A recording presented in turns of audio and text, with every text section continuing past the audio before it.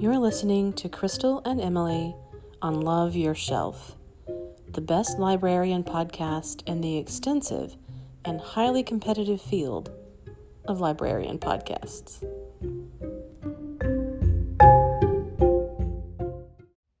Hello. Hello. We're back. I always try to sound as surprised as I can. Like, oh my gosh, I didn't Like know I'm I'd just thrusting a here. microphone in your face. I just grab you and pull you into a recording studio. And I'm like, hi. I just go with it. Hello? Just every time, Yeah. or however many times we've done this. And yet you're still always surprised. Yeah. I guess it's because we're so intermittent with our... Yeah, that's true. That's on us. That's on me. Always. Yeah. It's all right. That's why they love us. All the people love us. All of y'all that love us. So, yeah, I've got a lot. I have been reading like it's my job. Oh, girl. And it's funny. People think that a it's librarian's not our job. No. No. In fact, we can't read at our job. No. So anytime, even when I'm picking books for story time, I feel guilty if I spend too much time reading books, even though Exactly. at that moment it is my job to read a book because I need to know what I'm reading to children.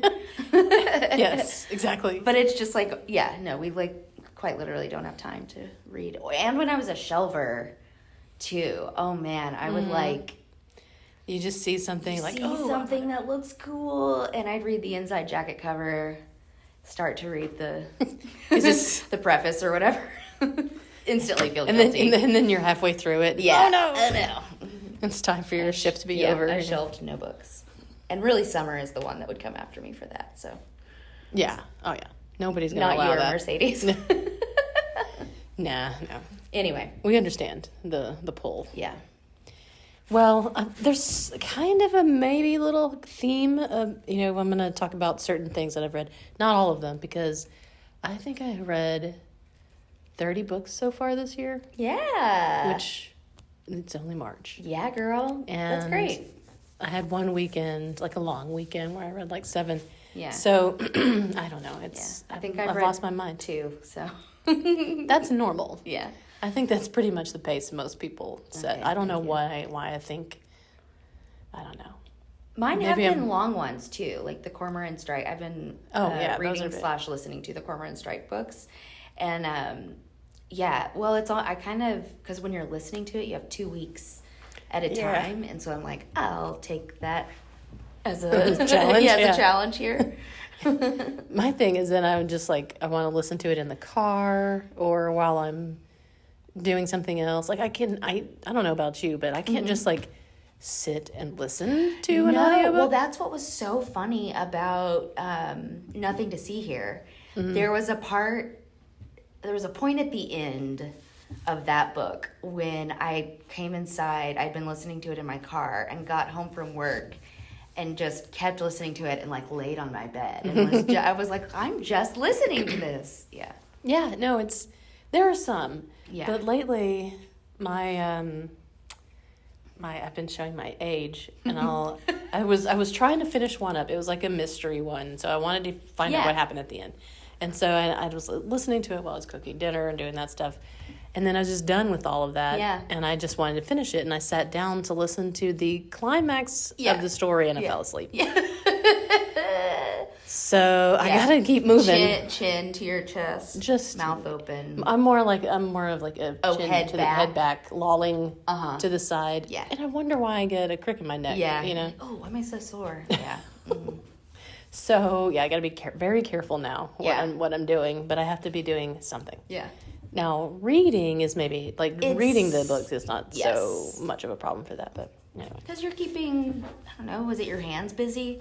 Is that what it is? It may be, or just, moving around. You need what are the things the kids were playing with a few years ago? The fidget spinner? Yeah, you need a fidget spinner for while you're listening to your books. We'll see if that works. I'll give it a try. I'll probably fall asleep while still spinning them. Yeah. Who knows? Okay, so I'm so sorry. No, this is the important things that people want to know about. Yeah, it's true. And so I'll fall asleep. Yeah. Okay. So I started reading several different books, completely unrelated, fiction and nonfiction, and found a thread in it. It's very strange. So I'm gonna share that. So I read Demon Copperhead by Barbara Kingsolver. She's obviously great. Everybody loves her. Always in the book clubs. You know, the book clubs love a Kingsolver. Yes. And so Demon Copperhead is like a kind of very loose retelling of David Copperfield. And it has like the narrative structure of David Copperfield. So if you're, you know, literature nerd, you're going to pick up on that and enjoy that. But if you're not, you're still going to enjoy the story. Yes. And it's somewhat funny, but mostly harrowing, about a young man.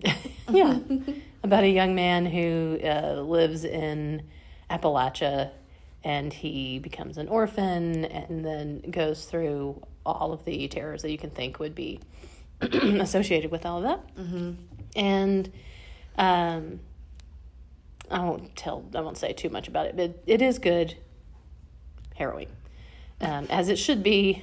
I'm going to do one-word reviews for this. Harrowing. Yeah.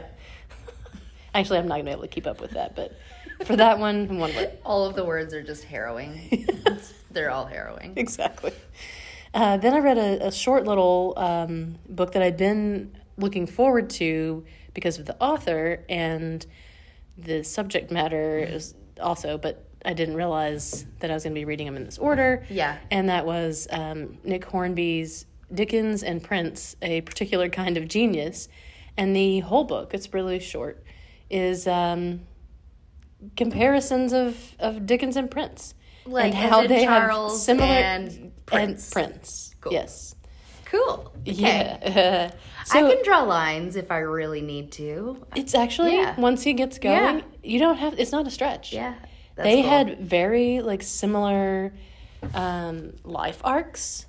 They had very particular, like, ways of creating, and he really makes a very good case for the comparison.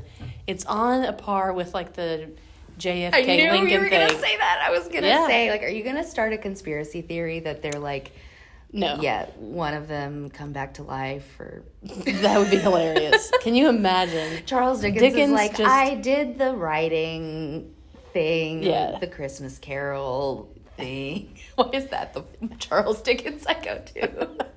Well, Great Expectations thing. And then this time I'm going to try the Purple 80s. Rain. Yeah, Purple Rain. Jump straight to Purple Rain. You should read it. I think cool. everybody should. I think that's a quick, like, literally one sitting, knock it down.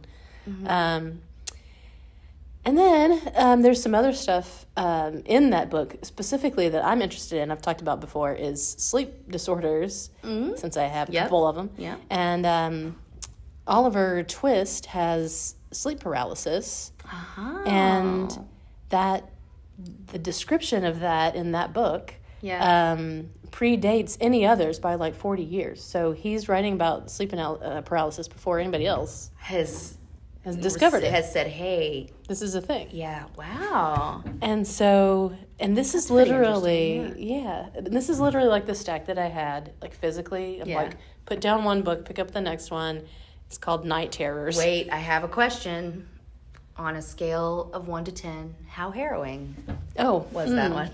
Not harrowing. Okay, moving on. I mean, I'm going to say 3 or 4 because they did have pretty rough lives. Like, that's true. There's some and early suspense. Deaths. Yeah. So okay, and then Night Terrors. Crazy, right? Troubled Sleep and the Stories We Tell About It by Alice Vernon. So this person, and I didn't so much enjoy, like, the combination of somewhat of like an academic examination of this and then her own. I feel like, and I'm guilty of it too, I feel like anybody that like writes or reads or consumes anything about sleep paralysis or sleep disorders, they do put themselves in it. Sure. And they want to talk about their experience of it because it is harrowing. It is. Well, and so specifically harrowing. Yeah, depending on yourself and your brain and what your dreams are. Yeah. And guess what? Not only are we tying it to the discussion of sleep paralysis in the previous book, but she also talks about Dickens specifically, as well as Wilkie Collins and some other stories where that comes up. I was about to say, does she bring up the Oliver Twist stuff about him sort of? Okay, cool. Yeah. Wow. So, anyway, like I said, that's lots of interesting stuff there, like representations of that, and, and then she also brings up something that I know I kind of experienced, and a lot of people probably did, is the lockdown dreaming. So there was a lot of people that had, disruptions in their sleep, and so that made them have these crazy dreams and during lockdown. So I got real into grinding my teeth during that. It was my hobby. I was going to say, that's just your new thing that you do.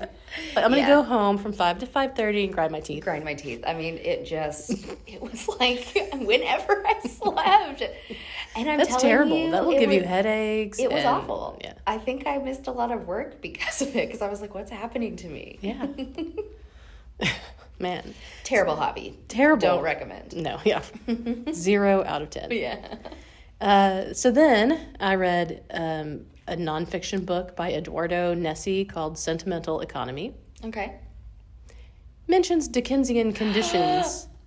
So it's just Dickens everywhere. That is which is not my fave, I gotta be honest. I've never been a Dickens fan. I mean, Great Expectations was the next Dickens that I came up with earlier, because we had to read that for summer reading in 9th grade, and it was actual torture. Mm-hmm.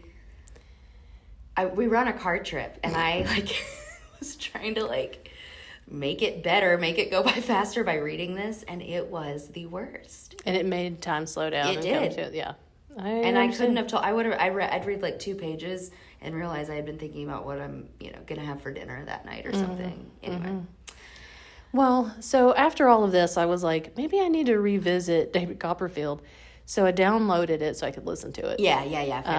Haven't done it yet. Yeah. So I think I'm done with my Dickens episode. Yeah. I'm hoping. I like the coincidence angle, not the Dickens angle of all of this for you. Yes. And then I read a book that I have been eagerly awaiting for a few months since I heard that it was coming out.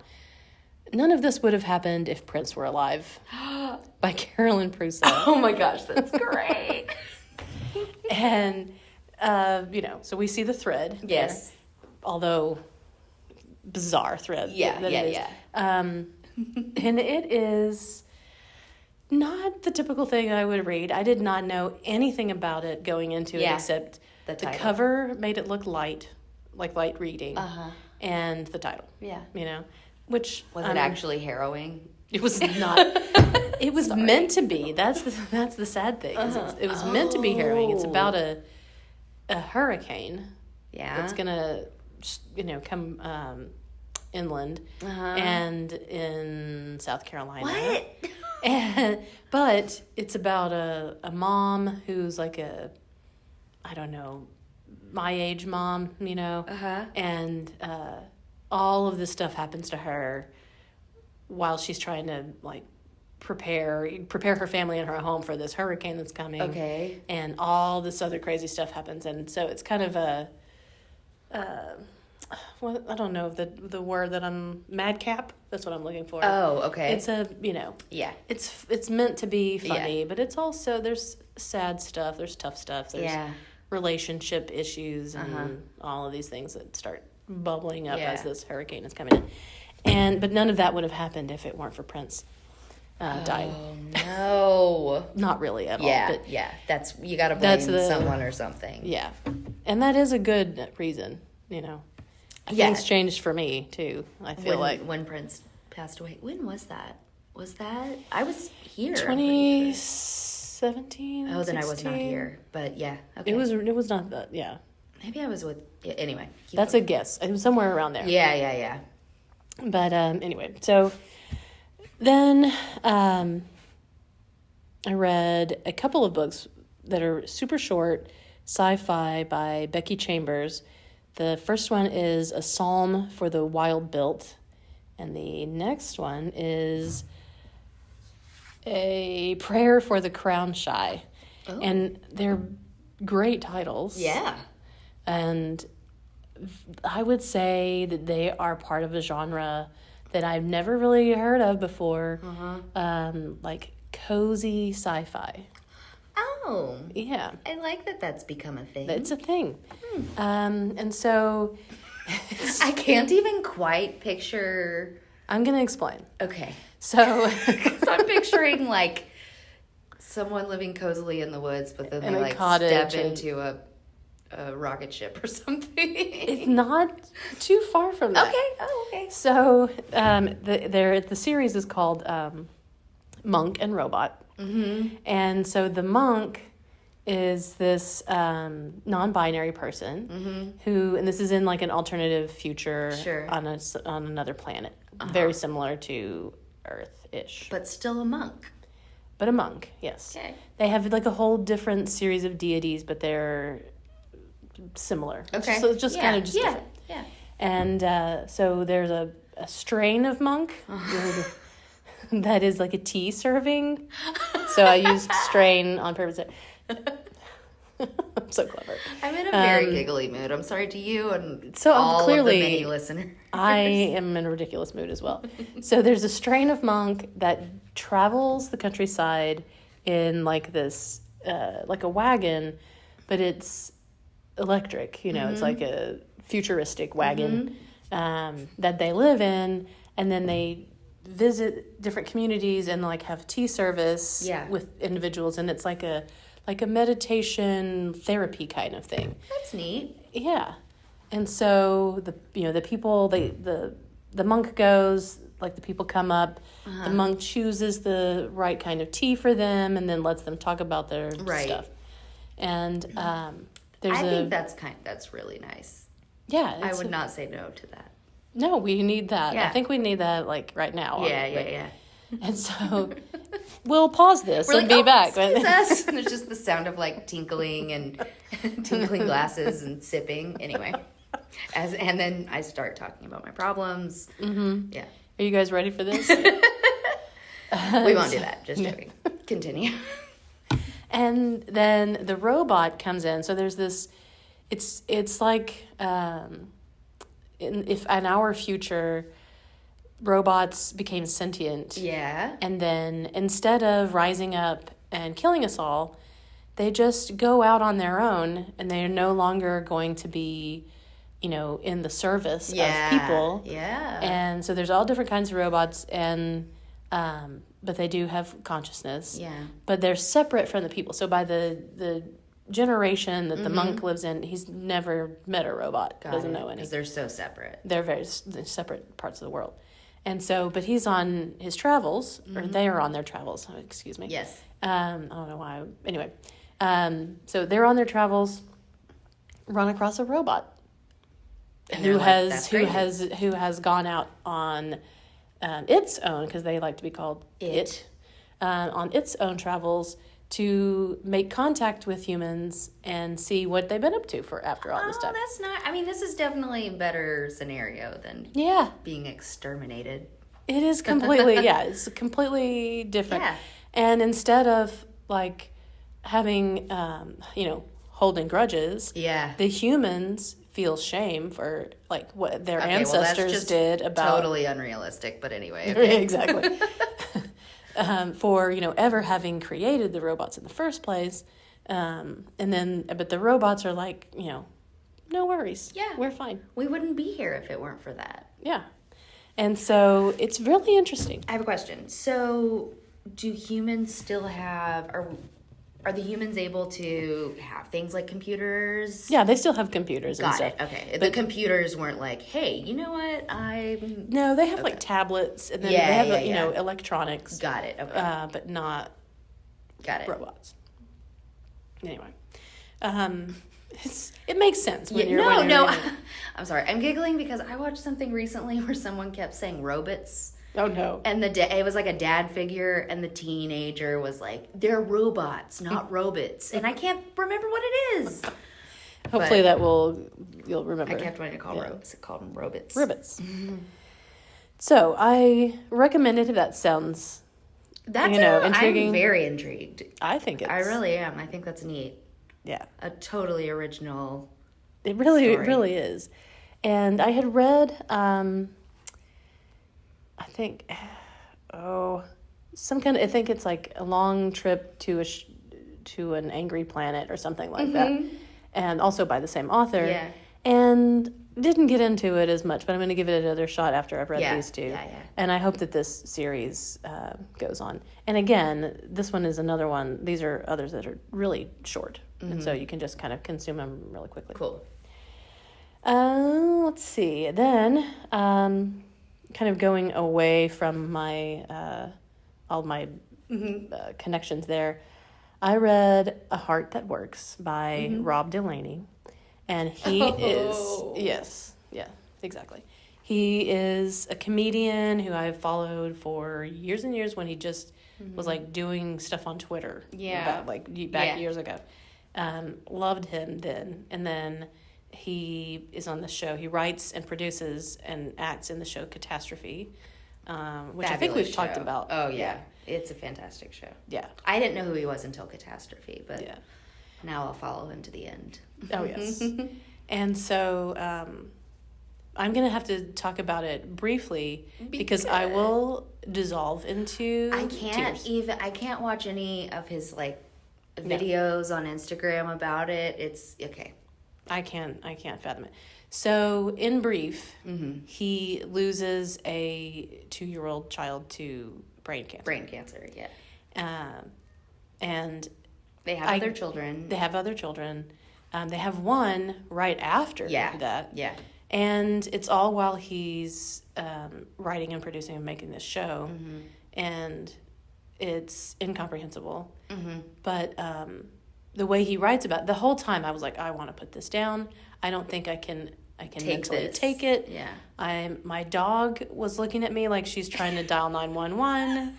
Like, she's like, am I going to need to get somebody? Because are you going to be okay? You're supposed to take care of me. Yeah. I am the one that cries. I don't have, yeah. And, I was beside myself. But I kept reading it because it was so good. Yeah. He has the blackest of humor, yes, which I really appreciate. I do too. But it doesn't, neither the serious parts or the funny parts or whatever, they so seamlessly come together. It's like the show. I was about to say, I feel like they did such a great job of that on the show. Yeah. Like if you were to tell a joke on its own from that series, it sounds so messed up. But ended up being this really strangely beautiful. Anyway, that's his style. Yeah. And the fact that he was able to help produce this lovely piece of work while going through that. And I mean, it's the most harrowing. So we're back top to of the 10 out of 10 scale. harrowing scale. Yeah. But I recommend it. Not if you have young children. Yeah. Or are thinking about it, or ever did, or I don't know. The other people that I know that have read it and enjoyed it are either childless. Yeah. Or have their kids are I need to read it before I get to that point. Or wait until they all move away. I think that's the only thing. I don't say that those people don't feel as much as people with kids. But it's just I can't imagine, because he makes you imagine and or live it as best as you possibly could. Yeah. But it's also short. It's not like, beating you over the head and drawing it out any longer than it it's whew. So I think I'm going to move on to watched things. We've got lots of other books, but we have lots of other time. We're going to try to get back on our regular schedule, which we say every time. For real, though, because this is nice. Gonna do it. Yeah, we love it. So I watched Women Talking. Have you heard of this? I don't think so. It's a movie. I've been watching more Sounds movies boring. lately. I'm just kidding. Right. Said some guy. I don't know. Yeah. Said two women on a podcast. During Women's History Month. I didn't know. It's another one I went in totally blind. It's based on a novel. Great actresses. What's it on? I think it's on Prime. Okay. I think so. Sorry to quiz you there. Yeah. I'm No, pretty but that's sure. cool. Okay. It's set in a Mennonite community. Mm-hmm. And so you're not sure like what year it is. Yeah. And let's say this is equally as harrowing as A Heart That Works. Okay. In completely different ways and in some similar. I don't know if our listeners can hear, but there is a screaming child next door. So cool. We're always in the library. So. We are always in the public space. Yeah. They're with a parent. I don't think it's. I'm pretty sure it's under control. We need to be responsible for. Exactly. So, in the briefest of descriptions, the men in this community have been drugging the women at night with cattle tranquilizer. Don't y'all know? And you can't be doing that these days. And attacking them. Yeah. And so at the beginning of the film, the men have all gone into the city to somehow the law enforcement has gotten involved and arrested some of the men. Mm-hmm. The others went into the city to put up bail and to get them out. Got it. And it's like a day there and a day back. So the women have that amount of time to decide what they're going to do when the men come back. Doesn't that just give you the chills? Yes. And I'm so, already like, what would I do? So they come up with, there's 3 things that they can do. And that is leave, stay, and fight. Yeah. And so they vote, and there's a tie. I'm not going to go into anything else, but they vote, there's a tie, and then they choose a small group of women to determine what they're going to do. And fight. Yeah.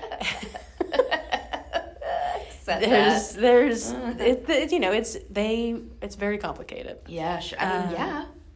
But the cast is amazing.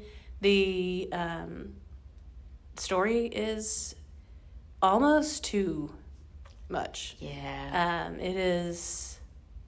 I don't even want to say, but when I went and actually did look at what was behind the original novel. Yeah. It's based on a true story. What? What? In 2010. No. In Bolivia. What? Yes. Women were being... What kind of tranquilizers? Cow. Okay. Cow tranquilizers. When I was 20 years old on this earth. On this earth. Happening. Yes. Okay. Yeah. And... oh my gosh. Yeah. I mean, it's not nonfiction. It is but it's based on that. Yes. Those details actually did happen. So, yeah. How many women? The whole community. How many men? All the men were involved. It's implied. Was basically. it an equal? They don't know. Like they catch somebody running away, and that is also a detail from the true story. Gosh, I'm gonna read about this. This is crazy. Yeah, and so one of the women, came to and saw the face of somebody. Children? What's the children's situation? Female children. Oh my gosh. So anyway, yes, it is harrowing. Maybe 11 out of 10. I don't know. Wow. Because of the scale of it, but anyway, it was really well done. It's another one of those that if it had been any less well done, I would have just turned it off because I didn't want to experience that. That's amazing and insane and all of it. Wow. Yes. Okay. So we'll move on to some humorous things now that we have topped the harrowing scale. Catherine, called Birdy, is on Prime. Yes. It is starring Bella Ramsey, who is from Game of Thrones. One of my favorite characters on Game of Thrones, and I can't remember what her name was, but she's the little girl. I didn't know that. Yeah, okay, cool. she's the little girl who's running one of the kingdoms. Oh. And she's real sassy. I didn't get that far, but that's great. She's great at playing a sassy character. Oh, yeah, and you believe that she would rip your guts out. Absolutely. Just 100%. But it's a little, well, I say it's a little lighter. It's on the lighter side, but it is definitely. There's some. Yeah, okay, it's set during medieval times.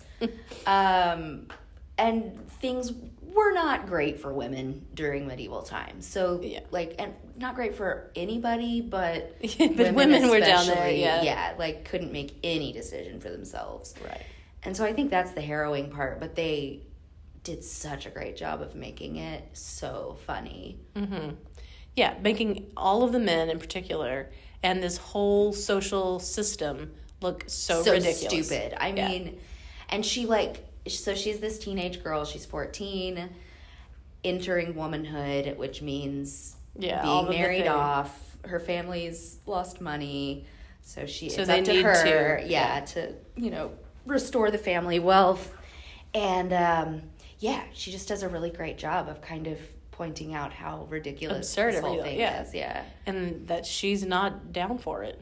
She's not happy to be there. No. And some of the ways that she scares some of her suitors off, I was like, that's what I would do. That's an easy way to go, right? Yeah. Just act crazy. Mm-hmm. I love when Russell Brand, as one of her suitors, shows up.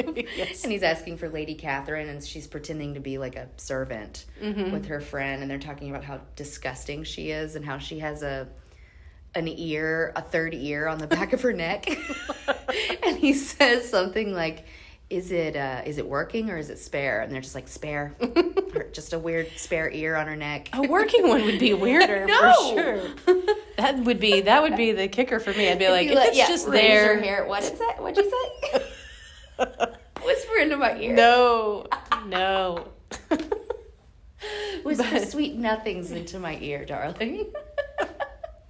So the social analysis or whatever from that is actually kind of similar to what's happening in Women Talking, where it's like you become so in that story. None of the women can read. They're not taught to read or write or to do anything. Yeah. Only the boys go to school and this kind of stuff. And so when it comes down to they're having their, discussion about what to do, they have to ask a man to stay behind to and take notes. That's what I was about to say. Anyway, and so it just shows how utterly ridiculous this system is. But it does it in a very different way than Catherine called Birdy. Yeah. I just and in both, there's so many comparisons to our current system. I mean that there's still a lot of problems, and so especially in the Women Talking, at one point they're listing all of these things, and you're like, oh well, yeah, that's still a problem. It's still something that's on the table that's today. An issue. Yeah. Oh. Now we just dissolve into sighs. Yeah, I know. That's the rest of it. For another 10 minutes. Yeah, Catherine called Birdy is the way I would prefer to take that medicine, so to speak. Yeah. But I did even get emotional watching that, though, because I was just kind of like, it's hard being a teenage girl, man. Yeah. Oh, can you imagine? Yeah, no. And you were point, overnight, you become a teenage girl, and then you're supposed to go get married and have babies. 14, yeah. No. At one point, I said through sniffles to Nick, they're trying to kill her spirit. He was like, oh. No. I meant every word of it. They were trying, but they didn't. Do not. It has a wonderful, lovely ending. Yeah. I loved the ending. Yes. Yeah. So don't... And I would say I loved the ending of Women Talking as well. Wonderful. I'm Well, so I'll just glad. leave it at I that. didn't know if that would be the case, but great. Yeah. I'm sure it wasn't a perfect ending. No, because well, of the situation. Not perfect. In the but first place, yeah. It was good. And so then we'll make a little connection from Bella Ramsey to The Last of Us. Uh-huh. She's the star of that show along with Pedro Pascal. Yum. And, I mean, yes. So he is having the best year Yeah. I think I've ever seen for an actor to have. Especially, he's older than me. Like, and this is, he's been enjoying fame. Yes. Yeah. But The Last of Us is some kind of record-breaking, Yeah. like, everybody is watching this Yeah. show. Which, there have been some really good shows on HBO, Apple, whatever. And people, nobody's seeing it. But this, I was really interested because I really liked the game. The video game, right. Which is, so The Last of Us is based on a video game from, I want to say, like 10 years ago. Yeah. And it was something that I enjoyed playing with my family. Yeah. And it is harrowing. Man, it is. Well, the show. It's the game, and the game is I harrowing. wish I'd been, like, taking notes as we've watched it so that I could ask you, like, was this They from the do game? a lot. Yeah. Yeah, for sure. And we can talk about that. Yeah.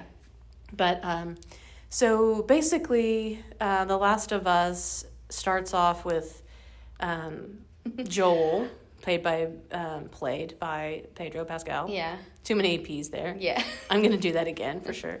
And he has his brother, his teenage daughter, and they live in Austin, I think. Yeah. Or Austin, Yeah. San Antonio was where it's set. I think so, yeah. Initially. And then I described the sort of what's happening as, like, zombie movie series meets Invasion of the Body Snatchers. Yes. But without an alien yes. twist. Yeah. With a biological thing. Yeah. And so it's got, elements of all of that. But it's different. Yeah. I would say it's very surprisingly different from like it's not zombie show. It's not another The Walking Dead at all. It's more bleak. Yeah. In some ways. It's they do manage, at least the last several episodes, I've said, I'm going to be so mad if they end this on a sad note, and I'm not going to watch the rest of the show. And they do it again. They do it. And I still watch it. Here we go. Yeah. Yeah, it is. It's harrowing in a way that is, let's say, an 8 on the harrowing scale. Yeah.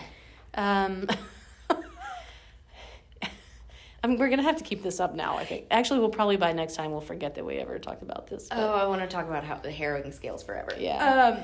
So basically, Joel has a very terrible night and then jump to 20 years later. Yes. And somehow Pedro Pascal can realistically play Pedro Pascal 20 years ago and present day Pedro Pascal. Yeah. I don't know, didn't seem like a lot of it was not CGI makeup. No. He's just, that's what he's doing. Yeah. And so, yeah, it's the way that they're doing the episodes. I thought it was gimmicky at first, and they're in a way that I'll talk about another show too that does that, where it's like these one-offs. Yes. But it majorly works for that show.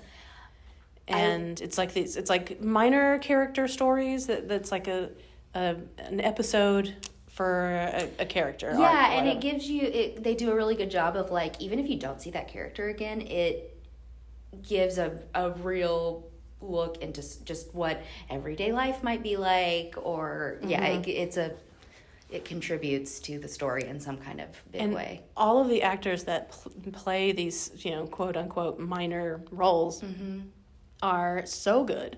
Yes. So perfect and so touching and just really bring you into the story.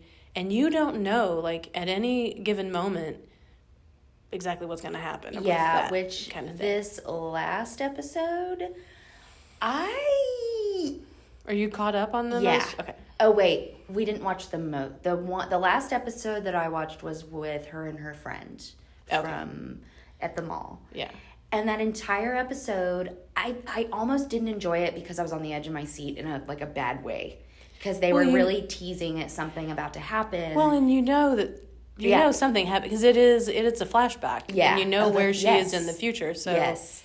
And so you know something is going to happen, and they stretched that out a little too much. Yeah. Like, I agree. I agree with that. But otherwise, just very, very good show. Yeah. Very solid. Not perfect, but it is really good. Yeah. And of course, Pedro Pascal also plays the Mandalorian. Mm-hmm. I've seen the first episode, or the first season of that. Yeah.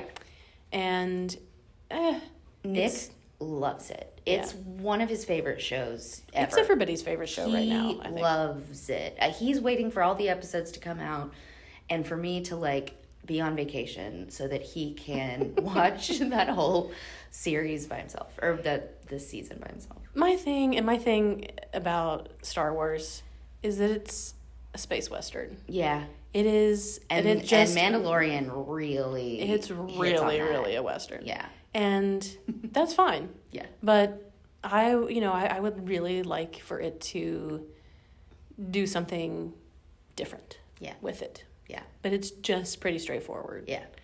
But I know that there are people probably out there with a pitchfork right now. Yeah. They are gathered outside the library, even though we haven't published this yet, because they just heard me from the other end. Yeah. But that's just one girl's opinion on one little lady's opinion on The Mandalorian, the biggest show ever in the history of the world. Well, and also, I totally forgotten, he was on Narcos. It came out 2015 or 16 or something. Yes, which was so good. Yeah, my brother really encouraged me. He was like, you got to watch the show. He told me this 20 times. And I watched the first episode. I didn't get into it. And I wasn't picking up on it. But I have watched the first season now. I will continue it. It's good. I mean, they also subvert some expectations there, I think, as the series goes on. Yeah. So, anyway. And Pedro Pascal is very good in it. But can I do one last? Here's why I love Pedro Pascal. Oh, we're going to some more, but yes. His Saturday Night Live episode was great. He was so good in it. Yes. Yes. I think that I don't even know what's the best part. Maybe the voice that he does as in the hospital bed, the coma patient, talking like that or something. It was so funny. And I heard that he said that they apparently would talk like that on the set of The Last of Us. Yeah. And that was it became like a big inside joke among the whole, Yes. I'm not going to try to recreate it. Yeah. But you should watch the episode. And then he was also in The Unbearable Weight of Massive Talent with Nick Cage. Oh, I didn't know that. I haven't watched it yet. Oh, my goodness. Yeah, I want to. That's yet another one, which I'm doing so much lately, where I'm just not looking to see what it is about, to see if it's serious or funny or whatever. I'm just click and play. Let's see what this looks like. Because clearly it was some kind of parody, because it's Nicolas Cage playing Nick Cage. Yeah. And it is ridiculous, but also very funny. And there are a couple of scenes that Pedro Pascal has made into instant memes. Just unhinged, wild. You will like it. I love it. And it was not. I thought it was going to be more meta, adaptation or something. Yes, yeah. It is not that. Just ridiculous. I love it. It's funny. That's fun. But Pedro Pascal gives it this gravitas in certain parts of it, and makes you think, oh well, wait, is this what I thought? Is that and it works. Yeah, great. So you'll just we'll have to watch that. Yeah.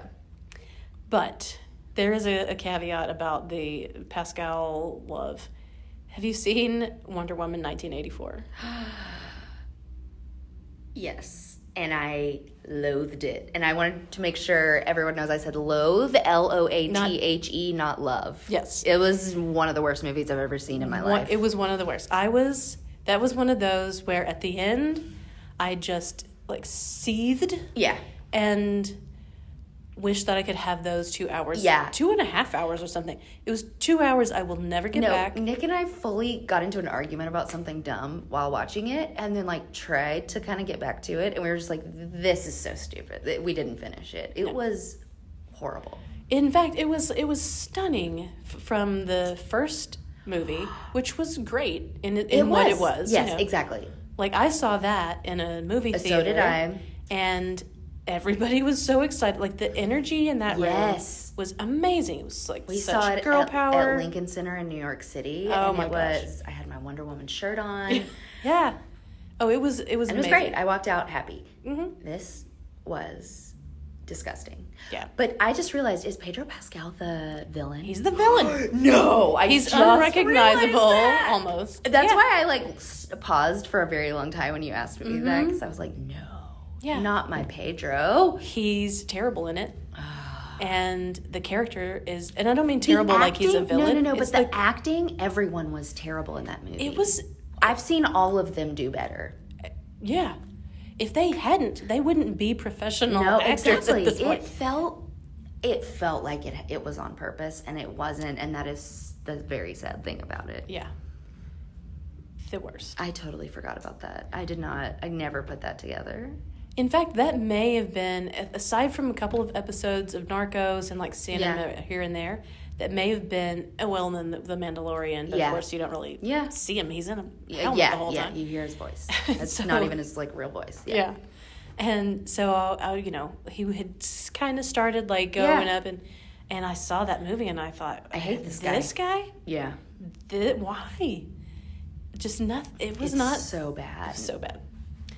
So we'll leave it on that. And the harrowing scale there was harrowing for the viewer. Yes. In the sense that you wanted to escape from watching that movie. Yes. Yeah. I'm just having flashes to things in that movie that were just terrible. Like, Chris Pine comes back, but not, he's like another guy, but she sees him as Chris Pine or something. But it's like his grandson. Yeah. It's so weird. It's so weird and bad. So weird and bad. It's just everything about it. First of all, 1984, arguably one of the worst years in general. Let's just not highlight 1984, okay? Right?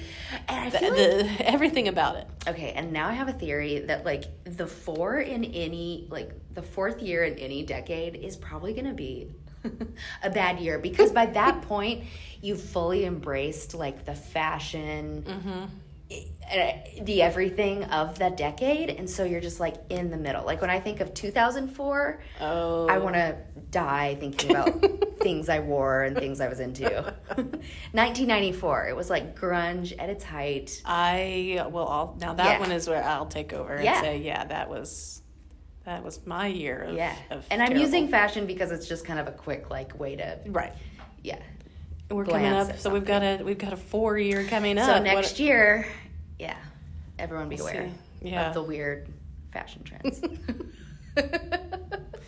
Hopefully that's all it is. Yeah, I know. Anyway, well, not to take you all down into my conspiracy theory with me. We'll revisit that. Yeah, we'll come back. So hopefully this episode was not harrowing. Yeah, and that you'll want to look forward to the next time, and we will try to make it come by sooner. Same time next week. Yeah, we're putting it on the schedule. And we'll see you then. Yeah. We'll see each other then. Yeah, we'll see each other. You'll hear us. Then. I have to say, see you every time. So you'll hear us then, and we'll see each other then, but we won't see you ever. And we'll hear each other as well. Somebody's already turned this off. They're like, anyway, bye. They're done. Bye. Bye.